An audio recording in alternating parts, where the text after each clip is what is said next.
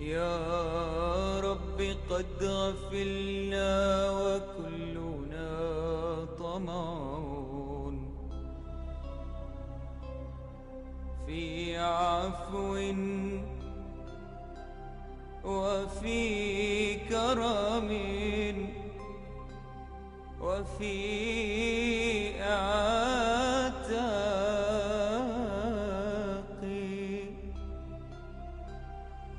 وجنة مع سيد البشر ندعو. Warahmatullahi ta'ala wabarakatuh. 266. Abu Umamah Al-Bahili radhiyallahu ta'ala anhu berkata, Rasulullah sallallahu alaihi wasallam bersabda, Man kazama ghaizan wa huwa yaqdiru ala an yumdiyahu falam yumdihi mala Allahu qalbahu yaumal qiyamah ridha. Maktubun fil Injil, ya bna Adam uzkurni hina taghdab azkurka hina aghdab warda binusrati laka fa inna nusrati laka khairun min nusratika li nafsik.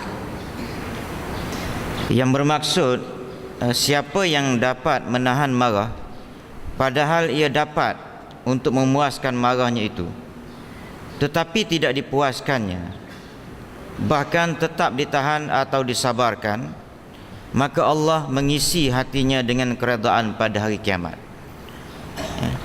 Jadi siapa yang masa tu dia nak marah dan dia ada kuasa untuk memuaskan kemarahan itu, mana dia boleh lepas marah dia. Antara sebab kenapa seseorang itu boleh lepaskan marah dia masa dia nak marah tu, antara sebabnya ialah kerana dia tu ketua. Ketua tu siapa dia? Suami. Nak marah pada bini, isteri, dia boleh lepas. Dia boleh teruskan kemarahan dia. Dan bila nak marah tu, dia ada dua lah, ada macam-macam sebab. Kadang-kadang hak tak sebab pun ada, tak patut. Kita tak nak bincang hak tak patut. Hak tak patut tu memang suami tak betul lah tu, kan? Salah sikit ke apa benda yang kecil-kecil dah nak marah sampai nak lempang ke apa tu, ataupun nak dipukulnya, itu tak betul. Ini hak nak bincang sekarang ni, marah memang betul dan layak, tetapi dia boleh tahan. Dia layak marah pasal apa dia? Sebab memang isteri dia tu patut marah, patut kena marah, sebab buat satu benda yang tak betul. Yang keduanya, dia suami, boleh marah. Tetapi suami ini pula, oleh kerana selalu mari dengar ngaji, orang mengajar ke, dengar kuliah ke apa benda, dia sabar. Maka pada masa itu, itulah yang dikatakan siapa yang dapat tahan marah padahal dia ada kuasa untuk memuaskan kemarahan dia tersebut, maka Allah Ta'ala akan isi hati dia dengan keredaan, dan dia ada satu kemanisan. Hak bahagian Tuhan tu satulah, orang tu sendiri dia akan rasa satu kemanisan, kehebatan dia. Baik. Kadang-kadang kita nak marah tu kepada anak, dan bukan bermaksud di sini anak tu buat benda yang kecil-kecil biasa tu. Ni memang layak, anak pergi curi barang orang sampai malu kita, kan? Kita pun berasa apa dia, nak share sikit, ambil rotan, nak pukul dia, tapi bila time nak pukul tu dengar, teringat balik, apa yang kita dah belajar tak jadi, nak marah. Dia layak dimarah pasal apa? Dia buat malu kita. Kerja mencuri tu tak betul dah, satu, malu kita. Yang kedua, pasal apa layak? Sebab aku ayah. Kalau anak nak marah ke ayah, memanglah tak jadilah sebab dia ayah, kan? Pasal apa tak jadi marah? Sebab aku sabar. Dah, sebab awak anak dia ayah, takkan nak marah, kan? Kadang-kadang kita dengan abang kita selisih satu tahun je, tapi hormat ke dia abang tu, nak marah macam mana pun kita pendam pasal dia abang. Tapi kalau kita abang, mungkin kita dah lepas. Jadi yang dimaksudkan sini, ya Allah Ta'ala respect, ataupun yang Allah Ta'ala akan penuhkan hati kita dengan keimanan, keredaan, kasih sayang Allah Ta'ala ialah kepada orang yang ada kuasa untuk marah, tapi dia tak marah, dia tahan. Dalam Injil disebut, hai anak Adam, ingatlah pada aku ketika kamu nak marah. Dalam kitab Injil disebut, wahai anak Adam, ingat ke aku masa kamu nak marah tu. Pasal apa? Sebab kalau sekiranya engkau ingat pada aku masa engkau nak marah tu, aku pun ingat pada engkau masa aku nak marah.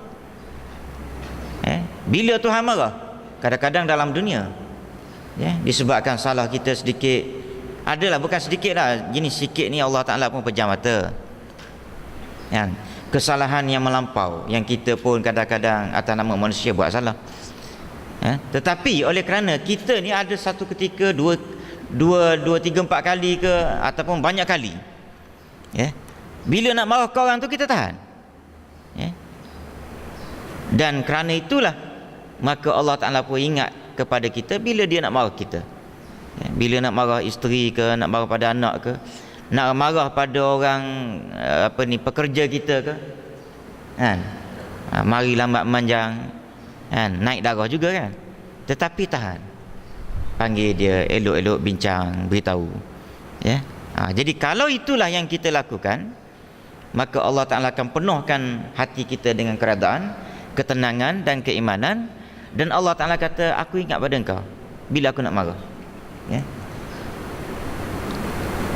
Warda bi nusrati laka fa inna nusrati laka khairun min nusratika li nafsik. Dan relakanlah hatimu dengan pembelaanku kepadamu, sebab pembelaanku kepadamu lebih baik daripada pembelaan terhadap dirimu sendiri. Umar bin Abdul Aziz berkata kepada orang yang telah memarahkannya, andaikan engkau tidak membuat aku marah, nescaya sudah saya beri hukuman. yakni Umar ingin menuntut kepada anjuran Allah, wal kaziminal ghaiz, dan mereka yang dapat menahan marah. Kerana itu ketika ia mendapat peluang untuk menahan, maka langsung dipergunakan. Jadi Sayyidina Umar ni, Abdul Aziz, time dia nak marah tu dia tahan, sebab ingat kepada ayat wal kaziminal ghaiz. Umar bin Abdul Aziz melihat orang mabuk, maka ketika akan ditangkap untuk dihukum dera, tiba-tiba dimaki oleh orang yang mabuk itu. Orang mabuk minum arak, dapat tangkap. Bila tangkap, nak dijatuhkan hukuman. Bila hendak dijatuhkan hukuman, kawan tu maki dia. Maka Umar kembali tidak jadi hukum dera. Dan ketika ditanya, ya Amirul Mukminin, mengapakah setelah ia memaki kepadamu tiba-tiba engkau tinggalkan? Orang tanya dia, pasal apa bila dia maki tu engkau tinggal? Kan dia minum arak, patut disebat, ya? Maka jawabnya, kerana ia menjengkelkan aku. Maka andaikan aku hukum, mungkin kerana murkaku kepadanya, dan saya tidak suka memukul seseorang hanya kerana membela diri aku ataupun untuk kepentingan diri aku, ya? Jadi Sayyidina Umar Aziz kata, dia kata, aku bila nak jatuhkan hukuman tu memanglah kerana dia buat salah. Cuma bila dia maki aku tu, aku jadi nak berjatuhkan hukuman tu kerana nak marah ke dia pula dah. Jadi bila aku nak jatuhkan hukuman kerana nak marah ke dia, maka aku kira tak payahlah, sebab ayat Al-Quran kata wal kaziminal ghaiz. Ini yang berlaku kepada para sahabat kita, Nabi ke sendiri, yang mana bila orang tu, orang kafir, dalam pertarungan dah tewas, memang mati dah kawan tu, kira-kiranya lah, dihunusnya pedang, tapi kawan tu ludah aja. Kerana ludah tu mari perasaan lain. Tadi nak bunuh tu kerana dia lawan aku kerana bawa Islam. Lawan punya lawan, dia kalah dan dia sudah berada di bawah, aku di atas. Pedang duduk di atas ni, aku boleh tusuk pedang, mati dia. Kira-kiranya aku bunuh kerana Allah. Tetapi oleh kerana dia ludah aku, jadi aku pula masa tu mari perasaan nak marah. Kalau aku bunuh dia bukan kerana Allah, tapi kerana aku nak marah, lepaskan. Sampai bila dilepaskan itu, banyak riwayat yang menyatakan menyatakan bahawasanya bila dilepaskan lelaki itu jadi mari mikir pula dah. Lagu ni rupanya Islam, ajaran dia. Ya. Dan adalah banyak riwayat ada yang kata masuk Islam. Ya. Kerana kes-kes yang seperti ini ramai yang masuk Islam. Ya. Akhlak orang panggil. Ya. Kita ambil satu perenggan lagi. Maimun bin Mahran ketika budaknya menghidangkan makanan dan membawa kuah. Maimun ni dia ada orang gaji. Ya, kalau kita orang gaji lah ya. Bawa makanan, hok ada kuah. Ya. Maka tiba-tiba tergelincir kakinya sehingga tertuanglah kuah itu ke badan Maimun. Kena bos. Ya. Dan ketika Maimun akan memukul budak itu, tiba-tiba ia berkata, "Tuanku, laksanakanlah ajaran Allah wal kaziminal ghaiz." Dan mereka yang menahan marah. Ya. Jadi Maimun ini ialah bos, kan? Orang panggil bukan setakat orang gaji biasa ni, Maimun ni orang berpangkat. Bila budak ni ataupun orang gaji, orang panggil loklak, ya, terbolah ke loklak ke, jenis apa ni, cuai, bawa kuah tu sampai terkena tumpah baju dia, maka dia nak pukul. Bila nak pukul, kebetulan budak ni Maimun tu pun jenis orang mengaji juga, ya, jenis orang belajar juga, orang tahu dalam kepala dia tu ada dah. Cuma bila nak marah tu tak teringat kepada wal kaziminal ghaiz. Ya. Jadi budak ni jenis orang mengaji, peringat kepada orang mengaji. Ya. Budak tu kata dia, "Tuanku," dia kata, "cuba ingat balik ayat Quran wal kaziminal ghaiz." Ya, tolong tahan marah. Ya. Maka Maimun kata, "Baiklah." Tak jadi nak pukul. Ya. Maka budak tu berkata apa dia? Maka kerjakan hak lain pula. Ya. Hak tahan marah tu settle dah tak nak pukul saya. Kan? Maknanya tuanku ataupun tuan dah buat satu perintah daripada Allah wal kaziminal ghaiz. Ya. Ada lagi wal afina anin nas. Ya. Nombor 2-nya ayat Al-Quran yang lain wal afina anin nas. Maafkan manusia. Maka Maimun kata, "Tak apa, saya maafkan kau." Ya. Budak tu kata apa dia? Kerja hak ada lagi ayat Al-Quran hak lain. Budak ni macam ambil peluang. Ya. Ambil peluang ke atas bos dia ni. Ya, yang kata orang tengah-tengah nak marah tu diperingatkan tentang ayat Allah, maka dia buat belaka. Ya. Bila wal kaziminal ghaiz, tahan marah, dia tak jadi pukul. Lepas tu budak tu baca ayat lain pula wal afina anin nas, maafkan manusia. Tak apa, dia kata, "Aku maafkan kau." Ada lagi tuanku. Ya, ada lagi ayat Al-Quran apa dia? Wallahu yuhibbul muhsinin. Tuhan suka orang buat baik. Ya. Maka Maimun kata, "Saya buat baik pada engkau, maka engkau kini merdeka." Ya, saya bebaskan kau. Ya, tengok tuan-tuan ni, bila orang diperingatkan kepada manusia dengan ayat-ayat Allah, maka dia akan jadi terbuat benda-benda yang ada kaitan dengan ingatan tersebut.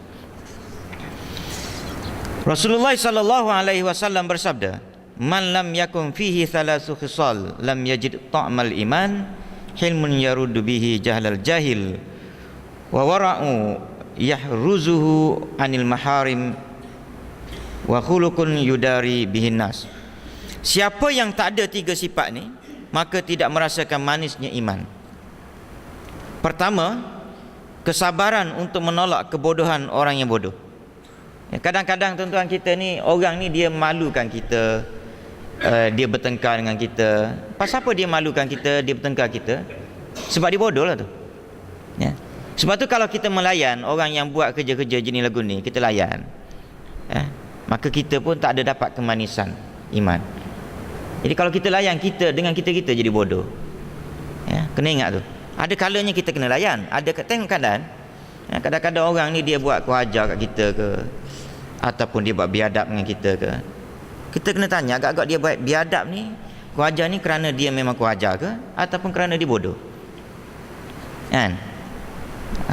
Jadi kalau kerana bodoh, kita jangan layan.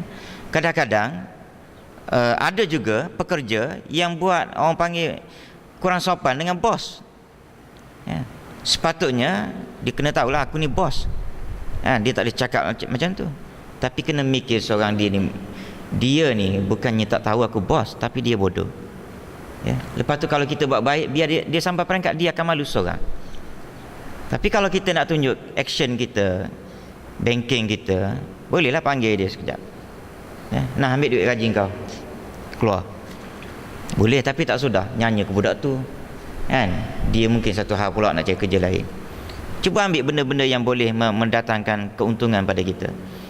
Beritahu elok-elok, ataupun biar kita buat baik. Kadang-kadang tak payah beritahu, engkau punya ni aku ajar sikit dengan saya. Tak payah beritahu. Kalau kita cakap lagu tu, kadang-kadang dia kata tak apalah, saya berhenti.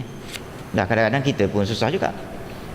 Kadang-kadang dengan cara buat baik, okey tak apalah, kita terima teguran dia yang secara kurang ajar itu, kita buat baik lagi. Bahkan maknanya mungkin masa lain kita perli masa lain, kan? Masa time bagi gaji, okey ada extra sikit untuk you, kan? Bagi pada anak-anak.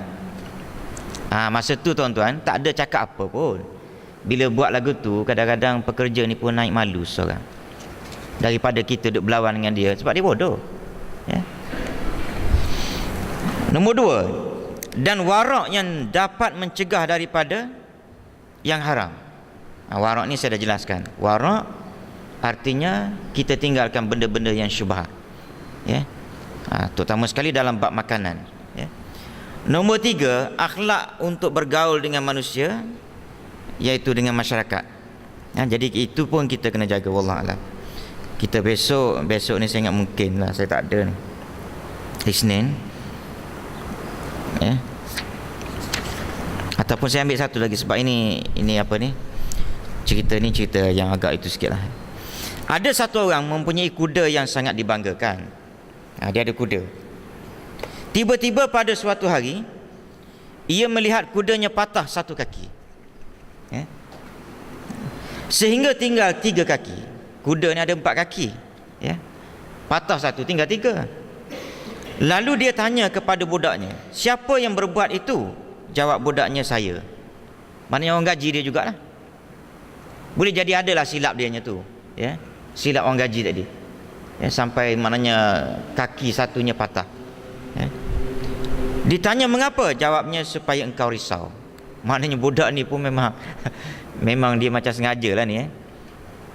Kuda ni ikut ceritanya tuan dia sayang sangat, 4 kaki. Ginilah sport rim, sport rim.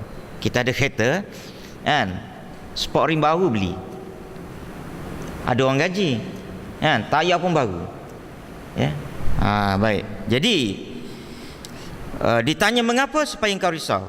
Berkata majikannya, saya akan membalas menjengkelkan siapa yang menyuruh engkau berbuat itu, yakni syaitan. Jadi ni bos orang baik ni, bos hak mengaji, kan, ada kuliah subuh tiap hari dia mari. Dia dengar saja cerita, mendengar setiap hari tentang ilmu, dia jadi ubah perangai habis. Ada kuliah maghrib tiap hari mari. Dia kata tak apa, aku tahu engkau buat aku risau. Siapa suruh buat risau? Aku tahu, syaitan. Tak apa, aku lawan syaitan, bukan lawan engkau. Maka dia kata apa dia? Maka dia berkata kepada budaknya, pergilah engkau, saya merdekakan dan itu kuda untuk engkau. Itu dia. Tak apa. Kalau itu keadaannya, aku bagi kuda tu pada engkau nak sembelih ke apa benda tu pulang, kan? Kalau rasa ada manfaat, gunakan. Kalau tak ada manfaat, sembelih. Yang keduanya, engkau bebas, engkau merdeka.